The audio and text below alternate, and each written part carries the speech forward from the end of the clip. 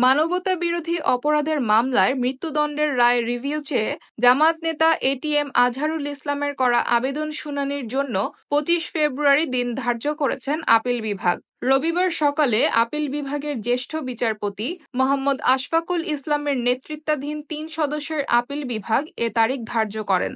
এর আগে দ্রুত সময়ের মধ্যে রিভিউ শুনানির জন্য আবেদন করেন অ্যাটর্নি জেনারেল মোহাম্মদ আসাদুজ্জামান এবং আন্তর্জাতিক অপরাধ ট্রাইব্যুনালের চিফ প্রসিকিউটর মোহাম্মদ তাজুল ইসলাম। বাংলাদেশের মুক্তিযুদ্ধ চলাকালে মানবতাবিরোধী অপরাধের সঙ্গে জড়িত থাকার দায়ে ২০১৪ সালের ৩০ ডিসেম্বর এটিএম আজহারুল ইসলামকে মৃত্যুদণ্ড দেয় আন্তর্জাতিক অপরাধ ট্রাইব্যুনাল। এ রায়ের বিরুদ্ধে ২০১৫ সালের ২৮ জানুয়ারি আপিল করেন আজহারুল।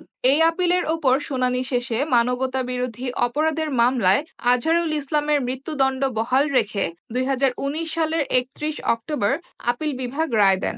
২০২০ সালের ১৫ মার্চ আপিল বিভাগের পূর্ণাঙ্গ রায় প্রকাশিত হয়। পূর্ণাঙ্গ রায় প্রকাশের পর তা পুনর্বিবেচনা চেয়ে ২০২০ সালের ১৯ জুলাই আপিল বিভাগে আবেদন করেন তিনি। এই পুনর্বিবেচনার আবেদন শুনানির জন্য ২৫ ফেব্রুয়ারি দিন নির্ধারণ করা হয়েছে।